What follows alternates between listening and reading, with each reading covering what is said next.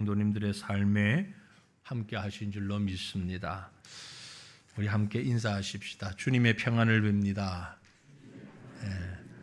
또 인사하십시다. 신천지는 이단입니다. 이단은 망합니다. 여러분 주보의 오늘 그 칼럼란에 과천시 기독교연합회 공동기도문하고 제가 칼럼을 쓰는 대신에 우리 과천의 기독교연합에서 작성한 공동기도문을 실었습니다. 이유는 나중에 광고도 있겠습니다마는 신천지가 과천의 중심 상가에 있는 이마트 건물을 매입하고 저것을 상업 용지가 아닌 종교 용지로 바꾸려고 시에다가 청원을 했고 과천시에서는 당연히 그것을 거절했습니다. 그랬더니 이 신천지가 법원에다가 고소를 했어요. 과천시를. 근데 재판을 했는데 1심에서 신천지가 승리했습니다. 과천시가 잘못했다. 종교 용지로 허락을 해라 하는 판결이 난 거예요. 그래서 이제 과천시에서 항소를 했습니다. 다시 재판해 주세요. 2심에 들어갔습니다. 근데 실상 과천시가 허가권자이지만 전체 시민의 뜻이 있기 때문에 그럴 수 없습니다. 그래서 이제 그 2심의 첫 번째 재판이 오는 수요일에 있습니다. 수요일 오전 10시에 첫 번째 재판이 열립니다. 사실은 시라기보다 과천지킴 시민연대라는 그 모임이 있습니다. 그래서 과천에 있는 모든 시민단체들이 함께하는, 그리고 우리 기독교연합회도 함께하는 그런 모임입니다. 대표 회장은 목사님이고 공동회장도 앞에 서 있는 목사도 있고 또 우리 장로님들도 계시고 이렇게 몇 분이 해서 과천을 영적으로 순결하게 지키자 하는 우리 시민연대가 지금 이 재판에 앞장서고 있는데 여러분 기도해 주시길 바랍니다. 그리고 혹시 수요일 날 아침에 그 재판정에 가서 참관하시기를 원하시는 분은 저한테 개인적으로 말씀해 주시면 아침 7시에 저기서 같이 출발을 하기로 했습니다.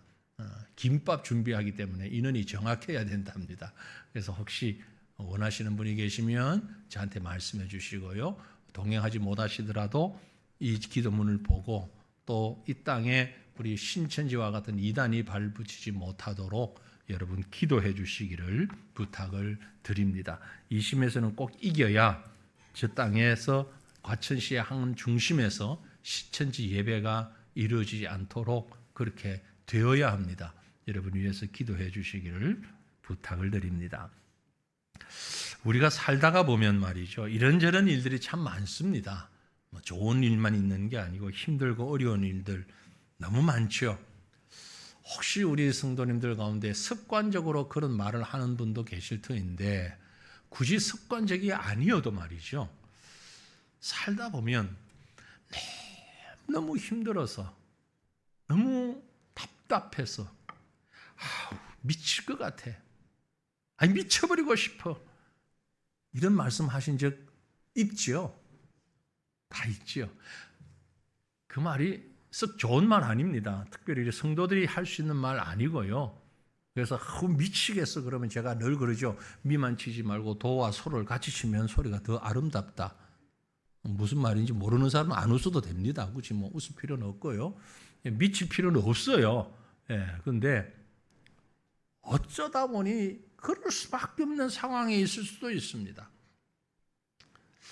오늘 본문 말씀에 보면 바로 그런 사람이 한 사람 등장합니다. 정말 어떻게 할 수가 없었어. 무슨 사람의 말로 표현할 수 없었어. 우리는 미치고 팔짝 뛰겠다 그런 얘기를 하는데 그런 사람이 있어요. 누군가 하니까 여러분 잘 아는 다윗이라는 사람입니다. 다윗이 믿음 좋은 사람이고 이스라엘의 왕이고 그런데 어찌 그래? 근데 그래요. 오늘 말씀에 보면 미치고 싶다가 아니고 실제로 미친 사람처럼 행동까지 했습니다. 그렇게 행동을 했어요. 어떻게 다윗이 그렇지? 믿음이 없었나? 아니요. 다윗 여러분이 아시는 것처럼 믿음이 풍성했어요. 그의 삶 전체를 놓고 보면 하나님께서 내 마음에 딱 든다, 내 마음에 합했다, 내 마음에 꼭 든다, 그렇게 말했던 사람이 다윗이거든요. 그러면은 다윗이 뭘 좀 덜 성숙한, 미성숙한 그런 상태였나? 성경을 보다 보면은요, 순서상으로 그렇지가 않아요. 하나님께서 다윗을 이스라엘의 왕으로 내정하시고 사무엘 선지자를 통하여서 그에게 너 왕이 될 것이다 라고 알려주시고 그에게 안수하고 기름을 붓고, 그래서 형제들과 말로 전해진 주변 사람들이 다 알고 있을 때입니다. 오늘 우리가 사무엘상 21장을 읽었잖아요. 앞에서 16장을 보면 16장 13절에 이런 기록이 있습니다. 사무엘이 기름 뿔병을 가져다가 그 형제 중에서 그에게 부었더니, 그 다윗에게 부었다는 얘기입니다. 이날 이후로 다윗이 여호와의 영에게 크게 감동되니라. 그날 이후로 다윗이 여호와의 영, 하나님의 성령으로 충만하였다, 그 말입니다. 신앙생활 잘 하면서 믿음으로 영적으로 충만할 때에 모든 상황 가운데서 하나님의 사람으로 공인받고 하나님의 백성으로 성령 충만했음에도 불구하고 다윗이 미치겠다, 이는 푸념 정도가 아니라 실제로 미친 사람처럼 대문짝을 그적거리며 침을 수염에 흘리며, 실제로 한번 나와서 누가 해보실래요? 대문은 아니어도 이 벽에 여러 사람들에게 도움 주기 위해서. 없어요? 한번 해보셔요. 딱 이렇게 붙어서 그적거리며 수염은 없지만 침을 줄줄 흘리며, 그러면 눈도 조금 그렇겠죠? 입도 정상은 아니겠죠? 조금 돌아가야 되겠죠? 이렇게까지 구체적으로 지도를 해줬는데 안 하실래요, 누가? 창피해서 못 하겠죠? 그래요. 이 창피한 일을 다윗이 했고 또 그 일을 성경이 기록하고 있다. 이게 무슨 얘기입니까? 왜 이런 추태를 보였고 무엇 때문에 이 지경까지 되었고 그 부끄러운 상황을 성경은 왜 이렇게 상세하게 기록하고 있는 것일까? 오늘 이 말씀이 저와 여러분에게 들려주시고자 하시는, 하나님이 이 말씀을 여기에 기록해서 읽는 우리로 하여금 어떤 메시지를 받게 하시려고 이 얘기를 기록하고 있을까? 한번 생각해 보시길 바랍니다. 웬만하면 이런 부끄러운 일은 안 적으면 좋겠는데, 이 이야기를 좀 더 이해하기 위해서는요, 그 전에 일어났던 한 가지 사건을 짚어봐야겠습니다. 여러분 다 알고 계신 일입니다. 우리 유치부 아이들 보고 나와서 얘기하라 그래도 안 하는 얘기고, 심지어 교회 밖에 불신자들도 다 하는 얘기. 다윗과 골리앗 이야기 아시죠?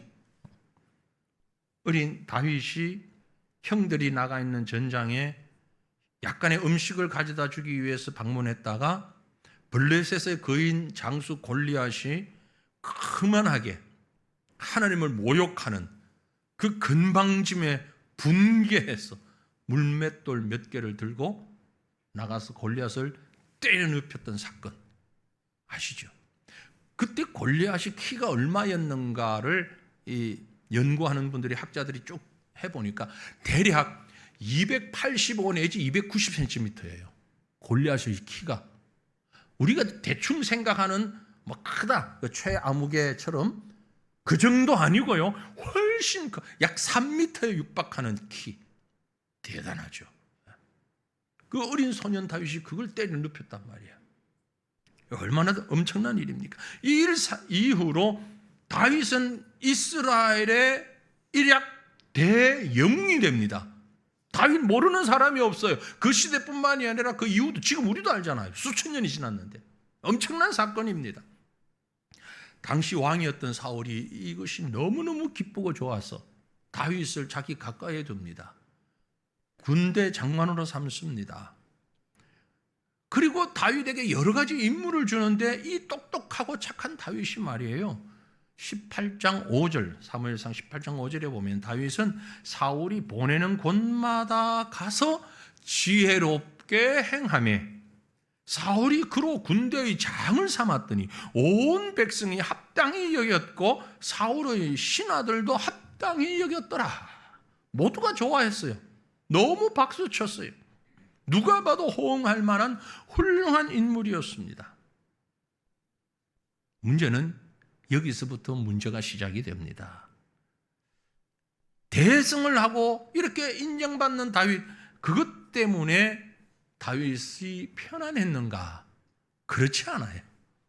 전혀 아니었습니다. 왜요? 이런 일이 또 있었거든요. 다윗이 전쟁에 나가서 승리하고 돌아올 때에 사무엘상 18장 7절에 보면 이런 말씀이 기록되어 있습니다. 여인들이 뛰놀며 노래하여 이르되 사울이 죽인 자는 천천히요 다윗은 만만이로다. 참 눈치 없는 사람들이 많았어요 그때, 그죠? 왕은 사울인데 다윗이 막 들어올 때에 이러지 말고 사울이 죽인 자는 만만이요 다윗이 죽인 자는 백백밖에 안 된다. 이랬더라면 사울의 심사가 좀 덜 틀어졌을 텐데. 그렇잖아요. 그런데 이 사람들이 사울이 죽인 자는 천천히고 다윗이 죽인 자는 만만이다. 이러니 사울이 마음이 상해요, 안 상해요? 여러분은 아주 고귀한 인격자처럼 그러는데 다 그래. 이 별로 기분 좋은 일은 아니지. 아무리 다윗이 잘해도. 이 일 이후로 사울은 다윗을 죽이기 위하여 물불을 가리지 않는 사람이 됐어요. 그를 죽이기 위해서 자기 친딸과 결혼까지 시키면서 아주 집요하게 다윗을 괴롭힙니다. 때로는 창을 던지기도 하고요. 때로는 전혀 가능성 없는 전쟁에 막 내보내기도 하고요. 어떨 땐 노골적으로 자기 군사들을 시켜서 다윗을 죽이라고 막 명령하기도 하고요. 다윗은 이리저리 도망다니라고 정신없어요. 도망을 다니다 견디다 못한 다윗은 처남인 동시에 자기의 절친인 요나단의 도움을 받고 겨우겨우 목숨을 구합니다. 그러다가 다윗이 도망을 정신없이 갔는데 그곳이 어디냐? 오늘 우리가 읽은 말씀 본문 10절에 보면 그날에 다윗이 사울을 두려워하여 일어나 도망하여 가드 왕 아기스에게로 갔다. 여기가 어디냐면은요, 이 가드가 어디냐면은요, 바로 골리앗의 고향이에요. 아니, 가드 어떻게 그렇게 생각 없이 그리로 가서 그래? 급해봐요. 너무 급하니까 지금 도망을 가다가 간 게 골리앗의 고향으로 갔다고. 우리가 볼 때 다윗은 그래도 우리 편이니까, 하나님 편이니까 야 잘했어. 골리앗의 편에서 보면 뭐예요 이거? 무슨 사건이에요? 죄송합니다.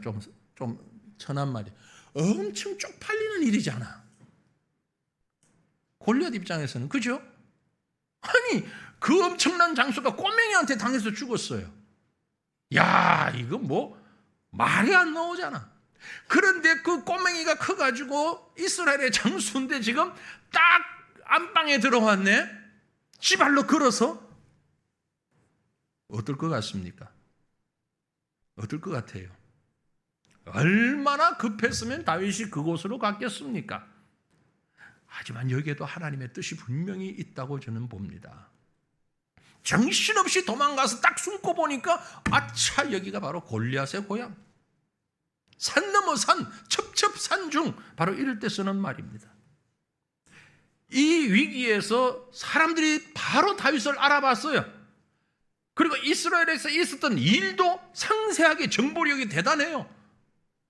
사울이 죽인 자는 천천히요, 다윗이 죽인 자는 만만히요, 이런 노래까지 불렀던 바로 그 다윗, 골리앗 죽인 다윗, 이 다윗이 지금 이놈입니다. 바로 왕 앞에 딱 섰어요. 위기 중의 위기잖아요. 이보다 더 큰 위기가 어디 있습니까? 이때 다윗이 생각해낸 묘안, 그게 바로 미친 척하면서 그적거리며 침을 흘리는, 자, 이쯤 되면 한번 나와서 시범 보이실 분, 이유도 설명했으니까. 그래도 없죠. 목사님은 안 합니까? 자, 설교해야지. 쉽지 않은 일이에요. 쉽지 않은 일이요. 결국 이 위기에서 생각해낸 다윗이 이 행동이라면 이것밖에 없었을까? 아니, 그게 정답이었을까? 그때 다윗의 심정은 어떠했을까? 자, 우리가 한번 생각해 보십시다. 다윗 마음이 어땠을 것 같아요? 그게 성경에 다 기록되어 있습니다. 차차히 우리 한번 보지요. 여러분, 우린 이 엄청난 상황과 다윗의 심정을 생각하면서 이 사건을 통해서 오늘 하나님이 우리에게 말씀하시는 것이 무엇인가에 한번 귀를 기울여 보기를 원합니다. 먼저 이 사실을 여러분 꼭 기억하십시오. 하나님이 함께 하시는 성도의 삶에도, 저와 여러분 같은 우리 성도의 삶에도 세상적인 위험, 고난, 그리고 아픔, 이런 상황들은 얼마든지 있다는 것입니다. 한마디로 예수 잘 믿는 성령 충만한 삶을 살아가는 우리에게도 미칠 것 같은 상황이 올 수 있다는 거죠. 여러분, 이거 부인하지 마십시오. 아닌 척하지도 마십시오. 믿음 생활한다고 해서 고생, 위험, 이것 전혀 다가오지도 못하는, 우리는 신앙 좋은 사람은 고통의 진공 상태에서 살아간다, 그렇지 않습니다. 기대하지 마십시오. 그렇지 않아요. 이미 언급한 대로 다윗은 지금 하나님으로부터 택함 받았습니다. 누가 봐도 죽임 당할 만큼, 미움 받을 만큼 그런 나쁜 짓을 한 일이 없어요. 한마디로 억울한 일을 당하고 있는 겁니다. 그렇잖아요. 사람이 자기가 잘못한 게 있어가지고 마음이 찔려가지고 도망을 다닌다, 혹은 힘이 든다, 어렵다 그러면 할 말이 없는데, 누가 봐도, 나는 그렇고 누가 봐도 아무 잘못 없는데, 아무 잘못 없는데 억울한 누명을 쓰고 욕을 먹고 해결할 방법은 보이지 않고 죽을 지경이 됐으면 그때 나오는 말이 뭐예요? 아우, 미치겠네 정말. 그렇잖아요. 그렇잖아요. 어떤 분들은요, 신앙생활을 잘하면 모든 것이 다 만사형통되고 전혀 근심도 염려도 걱정도 없는 날마다 즐거운 해피데이만 연속될 줄 아시는데, 기대하시는데, 그건 잘못된 생각입니다. 그럼 왜 예수를 믿어요? 왜 신앙생활을 해요? 이런 질문을 혹 하실지 모르겠는데요. 여러분, 신자와 불신자의 차이점은 문제를 만나지 않는 게 아닙니다. 문제에 부딪히지 않는 것이 아니라 신자든 불신자든 살아가면서 부딪히는 문제는 다 동일합니다. 어쩌면 신자는 불신자보다 더 많은 문제에 부딪힐 수도 있습니다. 그럼 왜 믿어야 됩니까? 차이점이 뭡니까? 다른 점은 이거예요. 문제에 부딪혔을 때에 불신자들은요, 그 문제를 어떻게 해결해 나가는가 하면 다가오는 문제를 쳐다봅니다. 그 상황을 바라봅니다. 그리고 손익계산을 해요. 그리고는 그만 낙심하고 슬퍼하고 절망하고 때로는 미치겠다고 얘기하는 거죠. 하지만 믿음의 사람은요, 동일한 문제가 다가왔을 때 그 문제를 보는 것이 아니라 이유와 결과와 해결 방법을 보는 것이요. 그리고 그 속에서 하나님을 보는 겁니다. 그렇기 때문에 문제가 다가올 때 오히려 기뻐하고 감사할 수 있는 겁니다. 이 차이예요. 문제 자체가 없는 게 아닙니다. 예수님이 육신을 입고 이 땅에 오셔서 제자들을 부르시고 모으셨잖아요. 그때 하신 말씀이 있지요. 여러분, 다 잘 아는 말씀이에요. 예수 안 믿는 사람들에게 전도할 때 아마 이 말씀 사용도 하셨을 거예요. 근데 그 말씀을 자세히 한번 보세요. 너무 잘 아는 말씀입니다. 수고하고 무거운 짐진 자들아 다 내게로 오라. 내가 너희를 쉬게 하리라. 나는 마음이 온유하고 겸손하니, 그 다음 뭐라고요? 나의 멍에를 메고 내게 배우라. 그리하면 너희 마음이 쉼을 얻으리니. 이는 내 멍에는 쉽고 내 짐은 가벼움이라. 수고하고 무거운 짐진 자들아 다 내게로 오라. 내가 너희의 짐을 시원하게 벗겨주마. 그러지 않았어요. 그러지 않았잖아요. 수고하고 무거운 짐 지고 오너라. 그러면 내가 하나 더 얹어줄게. 내 멍에까지 올려주마. 분명히 그렇게 말씀하셨잖아요. 그런데 우리는 왜 그걸 다 벗겨버릴 거라고 생각하시죠? 말씀이 정확하게 그렇죠. 수고하고 무거운 짐 지고 오면 내가 하나 더 얹어주는데 그건 나의 멍에야. 그런데 문제는 내가 주는 이 멍에까지 같이 매게 되면 너희 마음이 쉼을 얻고 너희가 가지고 있는 짐도 가벼워지고 문제가 해결되어질 거야. 그 얘기잖아요. 예수님의 말씀은 짐을 벗겨주시겠다는 말씀이 아닙니다. 오히려 또 다른 짐을 올려주시겠다는 말씀입니다. 그때 참 안식이 있다는 말씀이에요. 여러분 이 말씀 믿으시길 바랍니다. 이게 바로 신자와 불신자의 차이입니다. 그렇다면 이제 이런 고난 중에서 우리 성도가 해야 할 일이 뭐냐? 우리가 해야 할 일은요, 오직 하나님만 바라보는 겁니다. 여기에 답이 있는 거예요. 다시 다윗의 얘기를 한번 돌아가 봅니다. 다윗은 가드왕 아기스의 신하들이 자기를 알아본 줄 알고 왕 앞에서 자신이 끌려갔습니다. 극한 두려움에 쌓였을 것입니다. 하나님 의지하는데 무슨 두려움이요? 무슨 겁이 납니까? 정말 두렵지 않을까요? 아니요. 두려워요. 본문 12절에 기록합니다. 다윗이 이 말을 그의 마음에 두고 가드왕 아기스를 심히 두려워했다고. 너무너무 겁이 났어요. 다리가 후들후들했어요. 심히 두려웠어요. 그래서 순간적인 재치로 발휘한 것이 미친 척 하는 것이었어요. 바로 그때 다윗이 차라리 정신이 없었다면 기억도 못할 텐데 정신이 맑았단 말이에요. 맑은 정신이었다고요. 그 맑은 정신으로 그런 행위를 할 때 마음이 어땠을까? 여러분 이 부분을 한번 생각해 보셔요. 그 맑은 정신에서 그런 행동을 하는 다윗의 마음, 그 순간 다윗의 마음을 엿볼 수 있는 것이 성경에 있습니다. 주일 오후에 제가 지금 시편 강해를 계속 하고 있잖아요. 자그마치 오늘 오후 시편 강해가 143번째 강해 넘어가고 있는데요. 한참 전에 지나갔습니다만 시편 34편, 52편, 56편 이런 글들이 바로 지금 우리가 얘기하고 있는 이 순간 다윗의 마음을 표현하고 있는 시편들이에요. 그중에 56편을 먼저 보면 56편 1절부터 4절에 이런 기록이 있습니다. 하나님이여 내게 은혜를 베푸소서. 사람이 나를 삼키려고 종일 치며 압제하나이다. 얼마나 겁이 났으면 내 원수가 종일 나를 삼키려고 하고 나를 교만하게 치는 자들이 많사오니 내가 두려워하는 날에는 내가 주를 의지하겠습니다.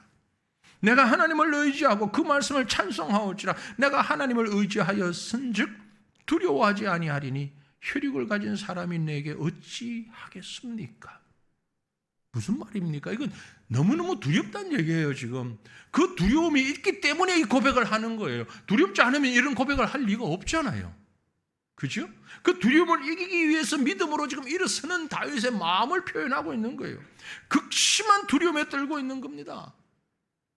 돌멩이 하나로 골리앗을 쓰러뜨린 다윗이지만 이 순간만큼은 어쩔 수 없는 상황에서 참 정말 사방이 꽉 막힌 처지에서 두려워 떨고 있는 겁니다. 그러나 믿음의 사람 다윗에게 사방은 막혀 있었지만 한 곳이 열려 있었습니다. 어디입니까? 하나님을 향한 문이었습니다. 그랬기 때문에 다윗은 하나님을 향하여서 이렇게 고백합니다. 시편 34편 4절에 내가 여호와께 간구하며 내게 응답하시고 내 모든 두려움에서 나를 건지셨도다. 이어지는 6절에 이 곤고한 자가 부르짖음에 여호와께서 들으시고 그의 모든 환난에서 구원하셨도다. 여러분 시편 34편의 앞에 표제의 글 소개하는 걸 보면 다윗이 아비멜렉 앞에서 미친 척 하다가 쫓겨나서 지은 시, 그렇게 적혀 있어요. 바로 이 장면을 얘기한 것이거든요. 이 아비멜렉이 가드왕 아기스 같은 인물이니까. 다른 사람들이 볼 때에는 다윗이 미친 사람이었고 문짝을 긁으며 수염에 침을 흘리고 있었지만 그는 이렇게 하나님과 교통하며 기도하고 있었던 것입니다. 그 순간 바로 이겁니다. 여러분, 미치도록 복잡하고 답답하고 목숨마저도 보장되지 않을 만큼 캄캄한 위기 상황에서 믿음의 사람 다윗이 찾은 길은 하나님을 향하여 기도하며 하나님과 교통하며 하나님의 능력을 의지하는 것이었습니다. 그래서 동일한 시편 34편 8절에 고백하기를 너희는 여호와의 선하심을 맛보아할지어다. 그에게 피하는 자는 복이 있도다. 이건 경험자의 얘기예요. 그 상황을 경험한 사람이 저와 여러분에게 하는 얘기입니다. 너희는 여호와의 선하심을 맛보아할지어다. 그에게 피하는 자에게 복이 있도다. 사랑하는 성도들이여, 지금 여러분의 사방이 꽉 막혀 있습니까? 물질 때문에, 건강 때문에, 가정에, 사업에, 직장에, 주변 사람들 관계 속에서 정말 미칠 만큼 꽉 막혀가지고 답답해서 어찌할 줄 모르고 있는 자들이 있습니까? 여호와의 선하심을 맛보시길 바랍니다. 그에게 피하는 자에게 복이 있고, 이어서 9절에 고백하기를 너희 성도들아 여호와를 경외하라. 그를 경외하는 자에게 부족함이 없다. 무엇이 부족합니까? 부족한 게 뭡니까? 여호와를 경외하라. 이 경외하라는 얘기는요, 두려움으로 존경한다라는 말이잖아요. 두려운 마음을 가지고 존경하는 겁니다. 존경심을 가진 두려움이에요. 여호와를 경외한다. 이게 우리 신앙의 핵심입니다. 여러분, 우리가 신앙을 가지고 있는데, 믿음을 가지고 있는데, 믿는다는 게 뭐냐? 바로 이겁니다. 영어로 종교를 뭐라고 그러죠? 종교, 영어로 religion. 이 말은 헬라의 트레스케이아라는 말에서 온다고 그래요. 그 원어의 뜻은 신을 경외한다, 하나님을 경외한다. 그게 종교다라는 말이에요. 믿음의 핵심은 바로 살아계신 참 하나님을 경외하는 것, 사랑하는 것, 하나님을 바라보며 하나님을 두려워하는 것, 그게 바로 믿음입니다. 사랑하는 성도들이여, 눈을 들어 하나님을 바라보시기를 원합니다. 그리고 간구하시기를 원합니다. 도우시는 그 손길이 있음을, 응답하시는 그 손길이 있음을 믿고 구할 때에 크고 비밀한 일을 여러분은 경험하게 될 것입니다. 예레미야 선지자가 너희는 내게 부르짖으라. 예레미야 33장 3절입니까? 내가 크고 비밀한 일을 너희에게 보이리라. 이 크고 비밀한 일이 무슨 얘기인고 하니, 내가 알지 못하는, 내가 생각하지 못했던 방법, 그겁니다. 하나님, 나에게 이런 문제가 있습니다. 이걸 이렇게 해결해 주십시오. 저렇게 문제를 풀어주십시오. 내가 그 정도도 생각이 안 날 만큼 하나님 문제 해결 방법이 없습니다. 사람들은 내가 죽는다고 그럽니다. 이건 불가능하다고 그럽니다. 어떻게 해야 될지 나도 모르겠습니다. 그때 하나님의 응답이 크고 비밀한 일을 내게 보이리라. 그게 비밀한 일이에요. 여호와 하나님을 바라볼 때, 하나님 의지할 때 하나님이 주시는 응답이 있음을 말씀하는 겁니다. 바로 그 크고 비밀한 일이 여러분에게 주어질 줄 믿으시길 바랍니다. 다시 우리 다윗의 얘기를 좀 돌아가 볼까요? 마지막 이 결론을 맺을 수 있습니다. 우리가 살아가는 삶은 고난의 삶이지만, 그러나 그 속에서 하나님을 바라보고 하나님께 피하는 자에게는 하나님의 보호하심이 떠나지 아니한다라는 사실입니다. 하나님의 보호가 우리를 떠나지 아니할 겁니다. 시편 34편 말씀드렸는데, 미친 척하던 다윗의 심정이 어떠했으며 그때 그가 대문짝에 거적거리며 했던 행동 무엇이었는지를 설명해 주었습니다. 그는 실제로 미친 사람이 아니었어요. 하나님을 향하여 기도하며 세상을 보지 않고 하나님을 향하여 자신을 맡기는 사람이었습니다. 그때 하나님의 임재를 깨달았습니다. 결국 구사일생으로 그 현장에서 살아나왔지 않습니까? 그 다음에 지은 시가 시편 34편인데 바로 그 말씀에 7절 8절에 보니 여호와의 천사가 주를 경외하는 자를 둘러 진치고 그를 건지시는도다. 자신이 살아난 걸 이렇게 표현했어요. 여호와의 천사가 주를 경외하는 자를 둘러 진치고 그들을 건지시는도다. 너희는 여호와의 선하심을 맛보아할지어다. 그에게 피하는 자는 복이 있다. 또다시 경험을 얘기합니다. 그리고 이어지는 9절에 보면 너희 성도들아 여호와를 경외하라. 그를 경외하는 자에게는 부족함이 없으리로다. 젊은 사자가 궁핍하여 줄일지라도 여호와를 찾는 자는 모든 좋은 것에 부족함이 없으리로다. 믿으시길 바랍니다. 이어서 다윗은 자신이 당한 일을 근거로 이런 결론을 맺습니다. 34장 15절로 19절에 여호와의 눈은 의인을 향하시고 그의 귀는 그들의 부르짖음에 기울이시는도다. 여호와의 얼굴은 악을 행하는 자를 향하사 여호와의 얼굴은 악을 행하는 자들을 향하사 그들의 자취를 땅에서 끊으려 하시는도다. 의인이 부르짖음에 여호와께서 들으시고 의인이 부르짖으며 여호와께서 들으시고 그들의 모든 환난에서 건지셨도다. 여호와는 마음이 상한 자를 가까이 하시고 충심으로 통회하는 자를 구원하시는도다. 의인은 고난이 많으나 여호와께서 그의 모든 고난에서 건지시는도다. 우리에게 이런 확신이 필요합니다. 경험한 자가 지금 고백하고 있는 겁니다. 이런 확신이 있는 자는 자신이 처한 어려움과 고통과 답답하여 정말 미칠 지경인 그 상황 가운데서도 즐거움을 찾고 쉼을 얻을 수 있을 뿐만이 아니라 더 나아가서 동일한 아픔, 동일한 고통 가운데 있는 사람들을 이해하고 위로하고 격려할 수 있는 은혜까지 입게 됩니다. 오늘 우리가 사무엘상 21장 말씀을 읽었는데요. 그 말씀의 뒤에 조금 뒤에 가보면 다윗이 이 위기를 모면한 이후에 그 심정을 시편에서 표현했고 그 이후에 실제 어떤 일이 일어났는가 하는 것이 사무엘상 22장에 가면 기록이 되어 있는데 22장 1절 2절에 이런 말씀이 기록되어 있어요. 그러므로 다윗이 그곳을 떠나 아기스 왕에서 나와서 구사일생으로 한숨 쉬고 나와서 그곳을 떠나 아둘람 굴로 도망하매 그 형제와 아버지의 온 집이 듣고 그리로 내려가서 그에게 이르렀고 그 다음에 환난당한 모든 자와 빚진 모든 자와 마음이 원통한 자가 다 그에게로 모였고 그는 그들의 우두머리가 되었는데 그와 함께한 자가 400명가량이었더라. 정말 놀라운 일입니다.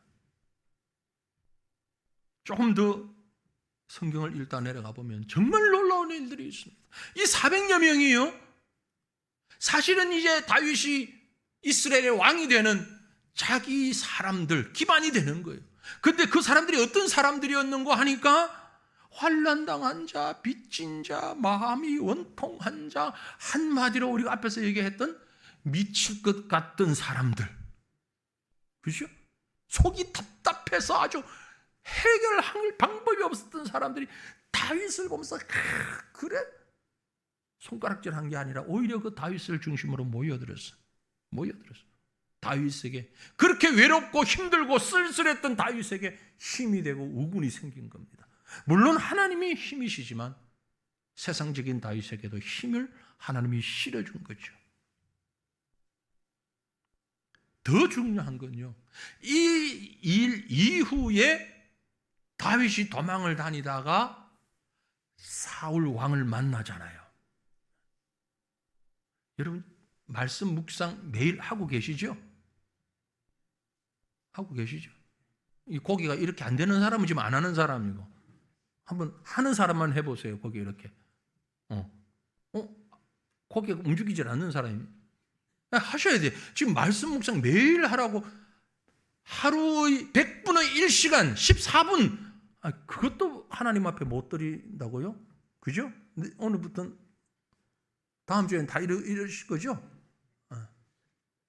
그게 지금 사무엘 상하 이어지는 말씀이 계속 이어지고 있거든요. 21장 말씀 묵상했어요? 왜 대답 없어요? 21장 없었어요. 중간형은 뛰어넘어서 하는. 그래서 제가 21장을 지금 택한 거란 말이에요. 19장하고 그 다음에 23장인가 4장이 넘어갔어요. 그런데 그 이후에 어떤 일이 일어났는가 하니까 다윗이 숨어서 다니다가 동굴에 들어갔는데 그 굴에 누가 들어옵니까? 사울 왕이 들어오잖아요. 그래서 다윗이 그를 죽일 정말 절호의 찬스가 됐는데 죽이지 않고 옷까지만 살짝 베어가지고 나중에 왕이여 나는 죽이지 않았습니다. 이야, 엄청난 그 순간 정말 드라마틱한 일이 있잖아요. 그 일이 어떻게 해서 있었을까? 다윗의 인격이 훌륭해서 뭐 인격도 모르겠지만 저는 이 다윗이 그 사울의 옷자락만 베었던 사건을 바로 오늘 이 본문과 한번 연결시켜 봅니다. 다윗 자신이 죽을 수밖에 없는 상황에 빠져가지고 있다가 그 엄청난 상황에서 위기 모면하고 하나님이 살려주시고 400여 명의 우군을 붙여주셨어요. 그 이후에 사울왕을 만났을 때 다윗의 마음이 이 사람은 하나님이 세우신 사람이 내가 어찌하는 것은 옳지 않다는 생각이 들었어요. 원수를 내 몸과 같이 사랑하라는 마음이 들었을 거란 말이에요. 생명을 주관하시는 분은 하나님이시니 내가 그 죽음의 위기에 있을 때 하나님이 나를 살려주신 것처럼 내가 어찌 이 사람의 생명을 내 손으로 끊을 수 있느냐. 하나님이 이 사람의 생명을 지키시는데 내가 어떻게 하나님의 일을 감당할 수 있겠냐. 그 마음이 들었기에 우리가 볼 때는 훌륭한 인격 같고 훌륭한 믿음 같지만 또 다른 면에서는 자신이 경험한 하나님의 은혜를 기억하면서 그 놀라운 하나님의 사랑을 기억하면서 자신도 사울에게 생명을 해치지 않는 그 모습으로 성숙한 성도로 다가갈 수 있지 않았을까? 무슨 얘기입니까? 고통과 아픔과 절망 가운데 있는 성도들이요, 여러분이 하나님을 바라보고 여러분이 하나님을 의지하고 하나님을 경험한다면 입으로만 원수를 사랑하는 것이 아니라 입으로만 고통당하는 자를 이해하는 것이 아니라 여러분이 경험했던 체험했던 그 가슴으로 이웃을 긍휼히 여기며 원수를 사랑하며 돌아볼 수 있는 한 단계 더 성숙한 사람으로 세워줄 수 있는 축복의 기회가 바로 지금 여러분 앞에 왔다는 것입니다. 그러므로 여러분에게 주어진 고난은, 여러분이 당하는 이 억울한 이 상황은, 정말 갑갑한 이 형편은 하나님이 주시는 은혜요, 하나님 앞에 더 가까이 나아갈 수 있는 성숙의 한 단계라는 것을 기억하시고 하나님께 감사하시길 바랍니다. 그리고 이기시길 바랍니다. 고난은 우리를 넘어뜨리는 것이 아니라 우리가 그 고난을 이기고 하나님께 한 걸음 더 나아가게 만드는 하나님이 주신 축복의 수단이며 과정인 것입니다. 다윗의 산 경험을 바라볼 때 그의 입술에서 나온 고백은 여호와는 나의 목자시니 내가 부족함이 없으리로다. 바로 고난 당한 여러분의 고백 되시기를 주님의 이름으로 축원합니다. 우리 함께 기도하겠습니다. 한 마음으로 여러분 자신의 모습과 혹 지금 이런